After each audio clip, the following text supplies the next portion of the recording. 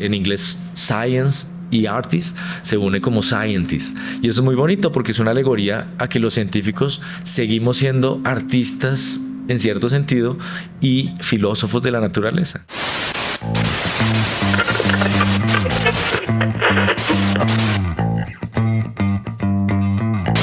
Bueno, profe, hoy vamos a hablar de ciencia y de cómo le transmitimos estos conocimientos a las personas en la vida cotidiana, pero antes de eso queremos darte la bienvenida a Frecuencia UNAL.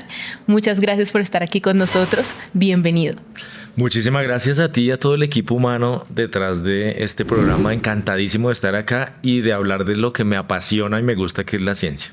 Bueno, vamos a empezar. Quiero que nos cuentes cómo empezó ese amor por la ciencia. Supimos que desde muy pequeño con tu hermano jugabas y desarrollaron este hermoso sistema que tenemos aquí. Entonces quiero que por favor nos muestres cómo funciona y nos cuentes la historia. Pues mi gusto por la ciencia es muy, muy antiguo, porque desde que tengo uso de razón creo que quiero ser científico. De hecho, tengo unas grabaciones que me hizo mi papá en cassettes de la época y me preguntaban ¿qué quiere hacer cuando grande? Y yo con 4 añitos a media lengua dije científico. Yo creo que ni sabía bien qué significaba ser científico, pero ya quería hacer algo que estuviera relacionado con la astronomía, con conocer el mundo que nos rodea. Y bueno, hasta el día de hoy pues sigo maravillado, encantado con la ciencia y encantado también de mostrar qué es la ciencia y contar qué es la ciencia. Claro que sí. Que me imagino que vivías maravillado viendo hacia el cielo y haciéndote preguntas, que creo que también ese es un tema del que hablamos mucho, esas preguntas que todos los seres humanos nos hemos hecho, quiénes somos, de dónde venimos. Sí, yo creo que remontándonos a la época cuando era pequeño, creo que tuve una gran ventaja y es que mi familia nos motivaba mucho y nos impulsaba a estar en contacto con la ciencia de alguna manera. Entonces, la astronomía fue una de las ciencias más interesantes para mí desde que fui pequeño por un sitio maravilloso que es el Planetario de Bogotá. Entonces desde que tenía 4 o 5 añitos iba con mi hermano al Planetario de Bogotá y hacíamos cursos de astronomía. Entonces tengo acá conmigo de hecho una joya para mí que es la primera carta celeste que tuve. Esto es del Planetario de Bogotá del año 1983. ¿Y qué es una carta celeste? Pues esencialmente es un mapa del cielo. Entonces mira, ya está vuelta a nada, una tristeza, me tengo que cuidarla un poquito más, pero con esto tú puedes reconocer el cielo, qué objetos hay en el cielo. Imagínate yo con 4 años mirando al cielo, me dolía, de hecho recuerdo la nuca cuando terminaban esas sesiones del planetario, pero ahí poco a poco me fui acercando a las maravillas de la astronomía, ¿no? Entender todo lo que hay allá afuera, conocer qué es el sol, qué son las estrellas, qué son las constelaciones. Todo eso como que fue despertando en mí pues una semillita que fue creciendo y creciendo y se convirtió pues en un arbusto gigantesco que me tiene hoy en día siendo astrónomo, astrofísico y contándole a la gente pues todo esto que yo aprendí hace más de 40 años. Wow. Profe, entonces, ¿cómo llegaste? ¿Cómo te decidiste? Bueno, creo que no fue difícil, pero ¿cómo llegaste a estudiar física en la Universidad de los Andes? Bueno, después de acercarme a la ciencia con la astronomía, pues también creo que es muy interesante que en esa época había mucha divulgación científica, por ejemplo, escrita.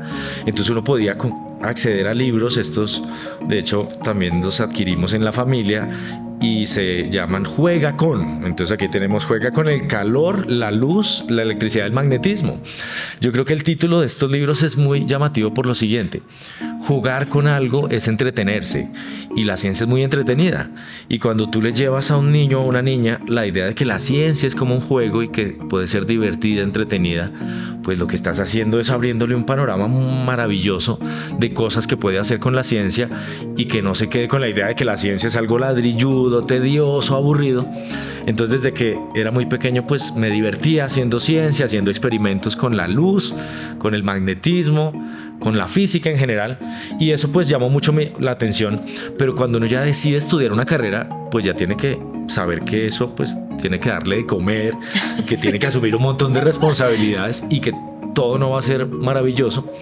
Pero creo que no me lo pensé. De hecho, nadie me preguntó qué quiere estudiar en la universidad. Nunca nadie me lo preguntó, ni a mi hermano ni a mí, porque todos sabían que íbamos a ser físicos, porque ¿qué más van a hacer estos, no? Si llevan toda la vida haciendo cosas de física. Entonces, la motivación surgió a partir de todo esto que te estoy contando, pero se formalizó ya con algo que tengo que mencionar que es maravilloso, que son las Olimpiadas, ¿no? Las Olimpiadas de Física y Matemáticas impulsaron ese hecho de que resolver problemas es fascinante. Llegar a respuestas es fascinante y las herramientas para hacerlo son la física y las matemáticas para entender el mundo que nos rodea. Y así pues decidí estudiar física en la Universidad de los Andes, estudié casi al tiempo con mi hermano y pues fue maravilloso encontrarse con otras personas que habían tenido una experiencia muy cercana a la mía y ver que no éramos bichos raros, sino que de alguna manera pues teníamos gente que estaba en ese mismo grupo y con esas mismas intenciones. Claro, me gusta mucho lo que dices, profe, porque hace un momento nos decías que hoy ya no se encuentran este tipo de publicaciones y fíjense cuán necesarias son para despertar ese interés y esa motivación por la ciencia, por ejemplo. Sí. Entonces, y lo que decías también de la ciencia puede ser divertida, la ciencia no siempre es algo ladrilludo por allá inalcanzable, sino que qué bueno que las personas puedan conocerla y enamorarse realmente y llegar a esa conclusión de resolver problemas es fascinante. Claro, y responder preguntas, y algunas de esas preguntas son muy fundamentales, ¿no? Pueden ser preguntas tontas, ¿no? ¿Qué pasa si yo suelto esta hoja? Pues se va a caer, ¿no? Bueno, se va a caer, pero porque nosotros sabemos que se va a caer, tenemos ahí como ese conocimiento, pero realmente explicar por qué se cae esa hoja, pues es responder una pregunta que necesita matemáticas y física, pero luego hay otras preguntas, y seguramente tú también te has enfrentado a esas preguntas que nos llevan a nuestros propios orígenes. ¿De dónde venimos? ¿Cuál es el origen y el destino del universo? ¿Cuántos planetas hay en el universo? ¿Será que estamos solos, que somos los únicos que habitamos este universo, o hay más personas por ahí, o animales o plantas en otras partes del universo? Yo creo que tú también has tenido algunas de esas preguntas. Claro, ¿no? Que sí, o sea, de hecho a mí esto es lo que me lleva a estudiar filosofía, que desde muy pequeña mi pregunta era: papi, ¿cuál es el origen del universo? Así es. Y claro, ahora que mencionas la filosofía, que tú tienes formación en filosofía, no sé si sabías, por ejemplo, que la filosofía de hecho fue la manera de nombrar a los científicos durante mucho tiempo, filósofos de la naturaleza. Así es, Aristóteles, por ejemplo. Exactamente, pero incluso hasta una época más moderna, Galileo y Newton eran filósofos de la naturaleza. Sí. No eran científicos porque esa palabra entró en vigor en 1833, 200 años después de Newton. Claro. Así que es muy nuevo el término científico, pero surge de unir ciencia y artista, es decir, en inglés science y artist se une como scientist, y eso es muy bonito porque es una alegoría a que los científicos seguimos siendo artistas en cierto sentido y filósofos de la naturaleza, y eso pues es muy llamativo. Esto que dices me parece muy curioso porque me contabas hace un momento que tu papá es artista y ustedes, pues tu hermano y tú, terminan siendo científicos, entonces como esa relación también entre arte y ciencia. Sí, mi familia es más de artistas, mi abuelo un artista bastante destacado en su época, y mi papá pues estaba en esa transición en que dibujaba, pintaba, hacía algo de escultura, pero luego se fue también hacia las ciencias, principalmente hacia la química. Y bueno, mi padre se engomó con los libros y las enciclopedias. En los años 60 y 70 había un boom por tener enciclopedias, y entonces él compró todas las enciclopedias que pudo por fascículos que llegaban cada semana, y yo recuerdo que en la casa estaba rodeado de cuánta enciclopedia existía, y uno de mis hobbies era coger enciclopedias y mirarlas y ver qué había por ahí. Y claro, eso creo que es muy llamativo y es algo que estamos perdiendo, ¿no? Estamos perdiendo ese contacto con los libros y ese empezar a hacerse preguntas y a recibir como esponjas todo lo que nos rodea y toda la información que hay por ahí, pero profundizar en esa información, que no se quede en algo superficial y que estoy pasando así como hacen ahora en un celular. Claro, profe, o sea, lo que tú dices de hacernos preguntas es muy importante. O sea, desde la filosofía que se hacía las preguntas fundamentales, y toda esa curiosidad lleva a desarrollos posteriores que pues toman su propio camino, pero que finalmente nos dan ese conocimiento que hoy tenemos expresado. Por ejemplo, lo que decías hace un momento, la tecnología que llevamos en el bolsillo, que tiene que ver con todo lo que tú estudias desde la astronomía. Sin duda, porque cuando alguien te pregunta ¿para qué sirve la física moderna? Toda la física pues del siglo XX, la mecánica cuántica, la relatividad general, ¿eso para qué sirve? Pues mira, la tenemos en el celular todo el tiempo y la estamos usando desde hace ya muchos años y no nos damos cuenta de toda la física que hay detrás.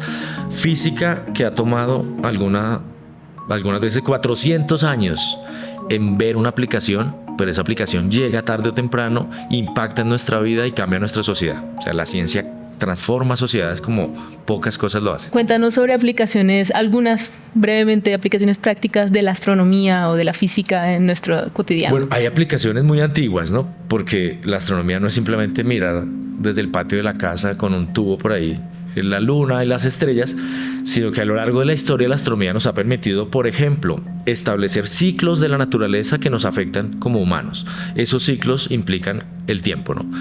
Controlar el tiempo, saber cómo se mide el tiempo, todo eso depende de ciclos naturales de la Tierra alrededor del Sol, de ciclos como el sistema solar alrededor de la galaxia, etcétera.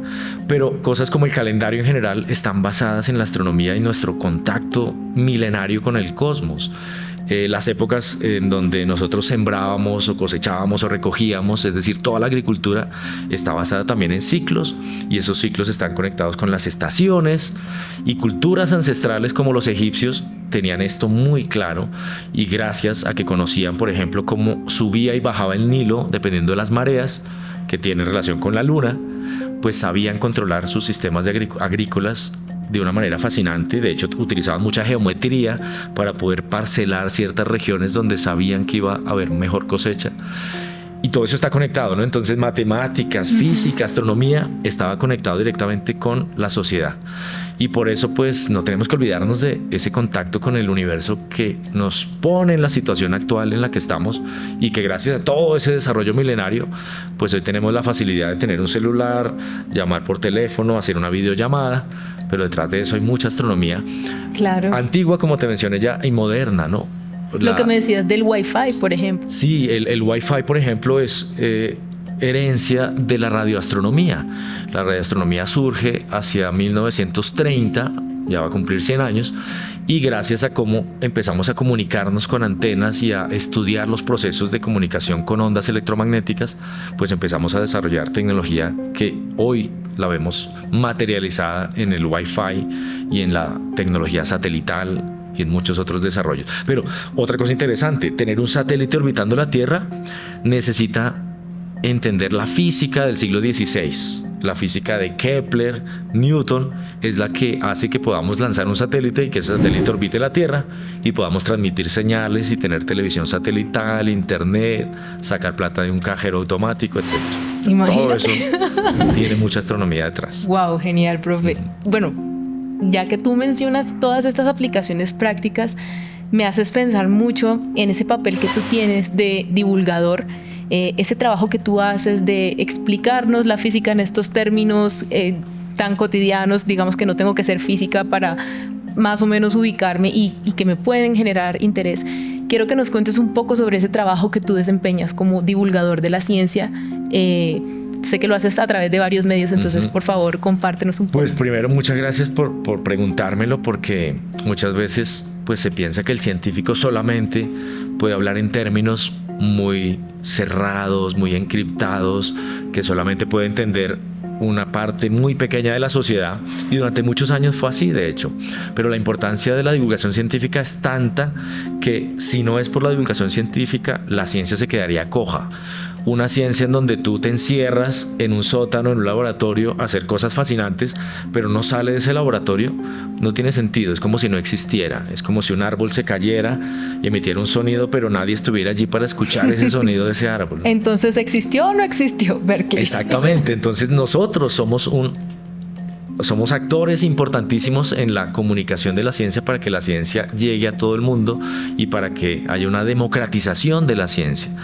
Porque es importante para la sociedad saber que la ciencia trae avances, que esos avances mejoran la calidad de vida. La esperanza de vida hoy es muchísimo más alta que hace un siglo y que hace milenios, gracias a la ciencia, a los desarrollos científicos. De hecho, ahí tenemos a Marie Curie, por ejemplo, como una de las grandes científicas que hace desarrollos para hacer aportes a la radiografía, por ejemplo, y a cómo entendemos el cuerpo humano. Y eso pues es fascinante. Entonces, desde mi punto de vista, hablar de ciencia es casi que orgánico. No puedo dejar de hacerlo. Y pienso que ningún científico debería dejar de divulgar y comunicar la ciencia que hace. Porque además la ciencia, como ya mencionamos, es muy llamativa, puede ser muy entretenida y está llena de historias. Y tú que estás muy cercana a lo que es cine y televisión, seguramente estás acostumbrada a contar historias. Y qué mejor en el caso de los científicos que contar nuestras historias, porque tenemos protagonistas, entresijos, errores, cosas buenas, cosas malas, descubrimientos. Y no olvidar que la ciencia está hecha por humanos. Si los humanos no hicieran ciencia, pues uno podría decir, sí, esto es algo allá ajeno. Sí. Pero es que somos los humanos los que hacemos la ciencia, los que llegamos a descubrir cosas, los que estamos teniendo conciencia sobre problemas que hay en el universo. Y eso pues es fascinante para cualquier persona, independientemente de que estudie ciencia o no. Y no solamente me parece fascinante, o sea, también implica una responsabilidad de qué vamos a hacer con ese conocimiento. Porque ese mismo conocimiento que a mí me sirve para hacer un desarrollo científico que cure a las personas del cáncer, por ejemplo, pues también puede ser utilizado para otros fines que de pronto no sean los más éticos. Y ahora que mencionas lo de la responsabilidad, en Colombia esa responsabilidad es aún mayor. Yo tiendo a decir siempre que no es lo mismo hacer ciencia que en Finlandia que hacerla en Colombia. Claro. Aquí tenemos una visión de la ciencia que debe ser mucho más responsable, que debe enfrentar desafíos que probablemente en Finlandia no tengan, pero que tuvieron hace 50 o 100 años. Entonces estamos en una situación en donde los científicos en Colombia, casi que por esa responsabilidad, debemos hacer cosas que no son un sacrificio, ni mucho menos, son muy llamativas. A mí me apasiona hacer divulgación científica y muchas veces no es fácil porque no tenemos las herramientas, no tenemos la financiación, claro, no tenemos experiencia. Yo siempre digo que no soy divulgador científico porque nunca nadie me enseñó a hacer divulgación de la ciencia. La hago de manera orgánica y como creo que debía hacerse. Entonces soy un científico que le gusta hablar de ciencia, contar historias de ciencia y contar chismecitos de ciencia, ¿no? El chisme creo que está muy de la mano con nuestra evolución como seres humanos y la ciencia no está ajena a eso. A mí me encanta que digas eso, profe, porque creo que eso era algo que a mí me pasaba con la filosofía y es que en un punto se convirtió en algo de escribir un artículo que van a leer 10 personas que saben griego antiguo y que tienen acceso a las herramientas para entender esto que se escribió, pero digamos la persona que está allá afuera y que tiene un montón de preguntas y que quisiera hablarlo con alguien no tiene esa posibilidad. Entonces qué bonito que desde tu disciplina también se hagan que haya estos espacios para que las personas también se puedan acercar a la ciencia y desarrollar un interés genuino en ella. Y no solamente por el bien de la comunidad en general, sino por el propio bien. Yo a veces también pienso de manera egoísta y es en el sentido en que cuando yo divulgo ciencia y me enfrento a un público, por ejemplo, infantil, por experiencias donde me han hecho preguntas más interesantes, más que en entornos académicos. Wow. Me acuerdo de una pregunta de un niño como de 7 años relacionada con algo que se llaman las manchas solares. Sí. Nosotros estudiamos manchas en el sol y él me preguntó una cosa que jamás había yo pensado y es que las manchas se relacionan con campos magnéticos y en el sol hay campos magnéticos muy fuertes en los polos, en las zonas polares, pero ahí no hay manchas. Y el niño preguntó, oye, y si las manchas dependen del campo magnético, ¿por qué no vemos manchas en los polos del sol? Y me quedé yo, no tengo ni idea. Y le pregunté a otro compañero astrofísico solar y dijo, no, tampoco sé. Entonces, enfrentarse a esas preguntas, claro, de públicos pues que no tienen experiencia en ciencia es fascinante y me retroalimenta de una manera increíble. Entonces comunicar la ciencia y llevarla a esos públicos también lo hago porque sé que me sirve y pensando, claro, de manera egoísta, oye, es que estoy aprendiendo y estoy satisfaciendo mis propios intereses. Claro, porque de pronto el niño no viene como con todo este condicionamiento del discurso, ¿no? Sí. Exacto, viene con su curiosidad genuina y limpia, entonces qué bonito. Y salir, claro, de esos muros que a veces nos pone la ciencia, ¿no? La ciencia rigurosa. Sí, claro. De hecho, las grandes transformaciones en el pensamiento científico las han hecho personajes que han salido, como se dice ahora, de la caja, ¿no? Einstein pensando en montarse en un rayo de luz. A ver, ¿qué pasa si me monto en un rayo de luz? Y seguramente muchos dijeron, pero qué tontería está diciendo este pelado. O Newton pensar en qué pasa si yo lanzo algo con una velocidad tan grande que pongo a esa cosa a orbitar la Tierra en pleno siglo XVII. Eso era una locura. Pero esas locuras son las que hacen que podamos avanzar en el conocimiento y podamos al final responder preguntas que hemos tenido durante milenios. ¿Sigues ahí? Si te gustó lo que estás viendo, síguenos en nuestras redes sociales en TikTok, Instagram, Facebook y YouTube, @Televisión UNAL. Nosotros tenemos series, documentales, este video podcast y además de eso hablamos sobre muchos temas, porque nuestra pasión es el conocimiento. Profe, cuéntanos qué son los jueves bajo las estrellas y de paso invitas a la comunidad. Bueno, los jueves bajo las estrellas se hacen los jueves. Esto es importante aclararlo porque hay muchas cosas que se llaman miércoles de no sé qué y no son el miércoles. Pero jueves bajo las estrellas es los jueves. Estos sí son los jueves. Antes eran los viernes. Antes eran los viernes, efectivamente. Pero ahora son todos los jueves el Observatorio Astronómico Nacional. Entonces quisimos hace unos años pues darle un nombre llamativo a estas charlas que hacemos los jueves y que la gente pues fuera al observatorio casi que pues por defecto a sentarse a escuchar una charla llamativa con un invitado especial, a contarnos sobre un tema de actualidad o histórico relacionado con la astronomía.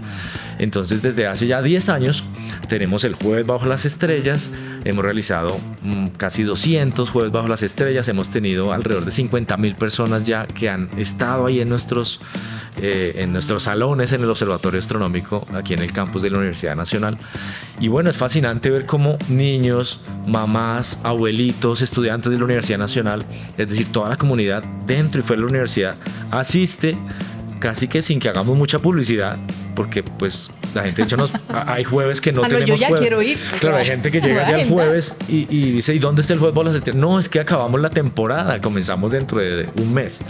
Así que invitadísima para que nos acompañes.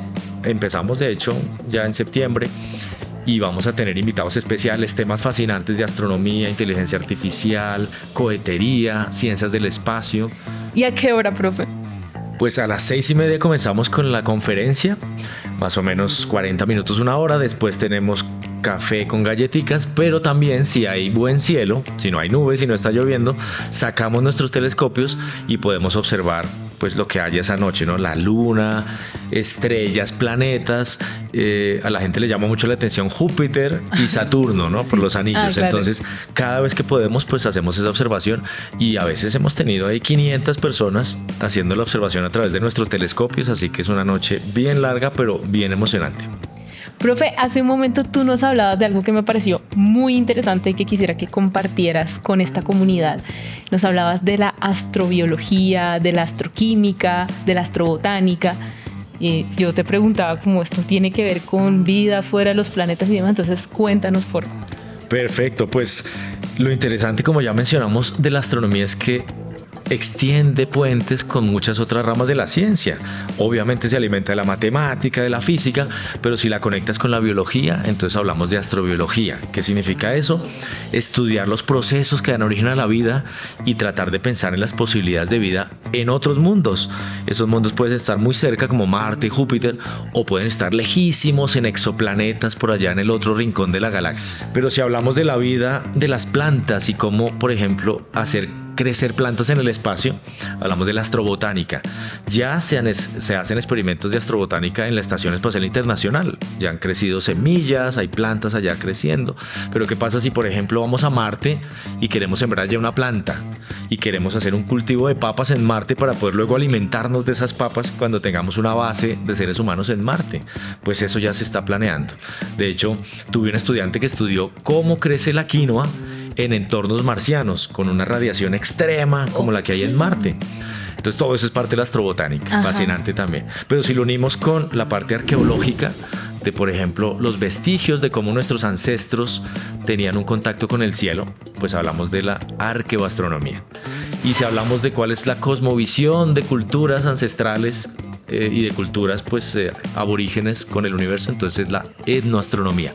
Y si hablamos de la química, cómo surgen los elementos químicos que componen hoy nuestros huesos, nuestros dientes, nuestra piel, pues eso es la astroquímica.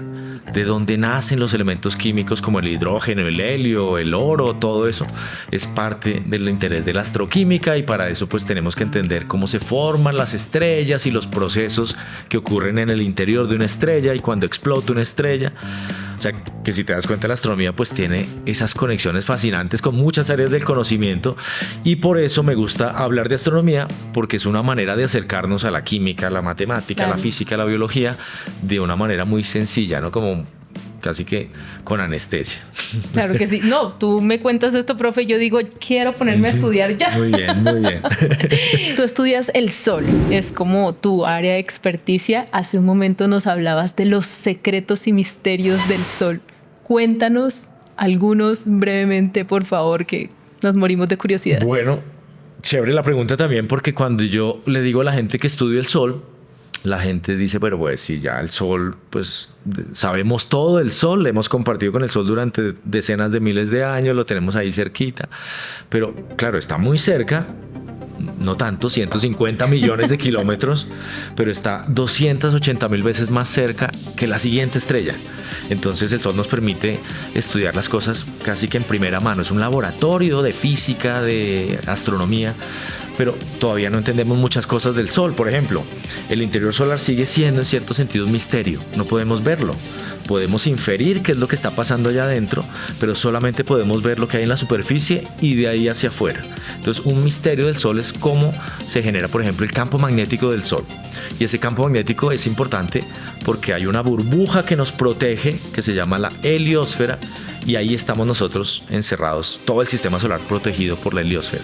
Pero uno de los grandes misterios del sol es por qué es tan caliente si tú te alejas del sol. Imagínate que la superficie del sol está a 6.000 grados Celsius, y si tú te alejas un poco alcanzas a llegar a 1.000.000 de grados. Eso es una locura. Eso es como si pusieras una fogata y para calentarte te alejaras de la fogata. Entonces, que funcionaría a la inversa a la inversa de lo que la lógica te dice. Una fogata normalmente. Entonces, durante muchas décadas, esta pregunta es la más importante del Sol. ¿Por qué es tan caliente en sus capas más externas, en particular la corona solar? Pero hay otra pregunta interesante y es ¿cómo predecir qué va a pasar con el Sol? Ahora mismo podría haber una tormenta solar y dentro de 14 horas podemos tener una destrucción de satélites, se acaban las telecomunicaciones, no podemos sacar dinero del cajero. Eso se llama una tormenta solar perfecta. Ocurrió en 1859, pero en ese año no teníamos internet, ni satélites, ni luz eléctrica. Pero si ocurriera hoy en día, esa tormenta solar podría llevarnos pues al pasado, ¿no? Y tendríamos que aprender a vivir sin todos estos desarrollos tecnológicos. Por eso hoy más que nunca el Sol es tan interesante para la ciencia y por eso cada vez la heliofísica está más de moda. Bueno, profe, ya que nos hablas de este tema tan interesante acerca del Sol, quiero que nos muestres tu libro que hiciste para niños, pero yo creo que cualquier persona estaría muy interesada en conocerlo, que tiene que ver precisamente con el Sol. Bueno, para mí es un honor y un orgullo porque estoy muy orgulloso de este libro. Resulta que cuando yo empezaba a hablar del Sol en mis conferencias, pues la gente decía, oiga, pero ¿dónde podemos profundizar un poco en estos aspectos del Sol? O que el público infantil se conecte con lo importante que es el Sol, más allá de que le guste salir a la playa, tomar el sol o jugar bajo el sol. Pues escribí este libro, mi primer libro del Sol. Es una serie del año 2018 de la Facultad de Ciencias que se llamó Mi Primer Libro. Y este pues es muy llamativo porque además de que responde un montón de preguntas fascinantes sobre el Sol, ¿no? ¿Qué es? ¿Cómo se formó? ¿Qué tan lejos está? ¿Cuáles son sus partes? ¿Por qué es redondo?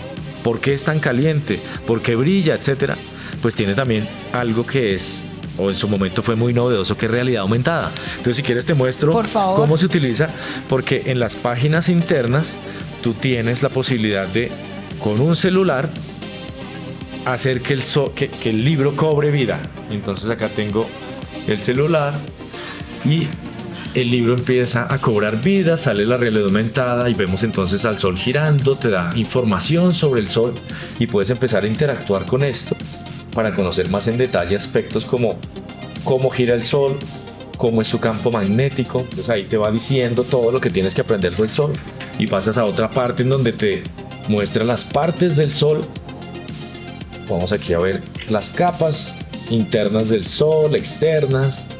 Entonces yo creo que esto es muy llamativo porque además es una manera ya muy novedosa de usar la tecnología, ¿no? Los niños y niñas están pegados al celular, pues qué bueno que puedan aprender a través de estas herramientas. Aquí vemos el campo magnético en el interior del Sol y cómo sale a la superficie. Entonces, bueno, este libro ha sido pues muy exitoso en las ferias del libro y después de 7 años pues sigue siendo un libro muy pedido y además se incluyen unas gafas para ver el Sol. Pues claro, si tú llamas la atención sobre la importancia del Sol, pues un niño o una niña va a querer mirar al Sol, pero es muy peligroso mirar al Sol, entonces podemos usar estas gafitas y podemos ver al Sol directamente sin ningún problema, sin ningún riesgo. Así que te regalo las gafas para que ahora disfrutes voy a poder ver de la observación solar. de primera mano. Ajá. Bueno, profe, quiero que nos cuentes, además de la ciencia y de la física y de la astrofísica, ¿qué otros temas te gustan, te interesan, te motivan? Pues me motiva mucho, por ejemplo, la ciencia ficción, que es una manera de combinar pues, la ciencia con la cultura, la sociedad, también esas preguntas sobre qué va a pasar en el futuro. Y lo interesante de la ciencia ficción, que de hecho tengo por acá uno de los primeros libros que leí sobre pues, este personaje que es Isaac Asimov. Este libro no es sobre ciencia ficción, es sobre el universo, pero Asimov fue una de esas personas que supo llevar la ciencia a ese ámbito más de sociedad.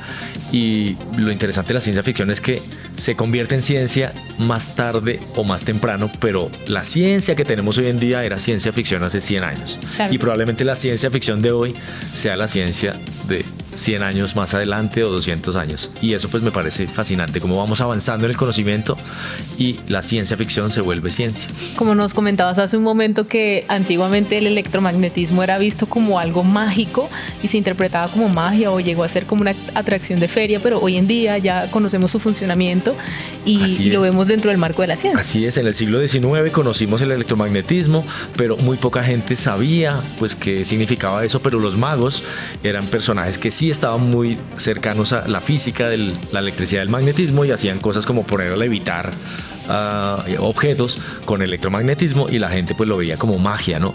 De hecho hay una frase muy bonita de Arthur C. Clarke, un gran escritor de ciencia ficción, que decía que una civilización muy avanzada tecnológicamente no se diferencia de la magia. Hacen magia, son magos, pero no son magos, saben mucha ciencia, pero esa ciencia probablemente todavía no la comprendemos nosotros.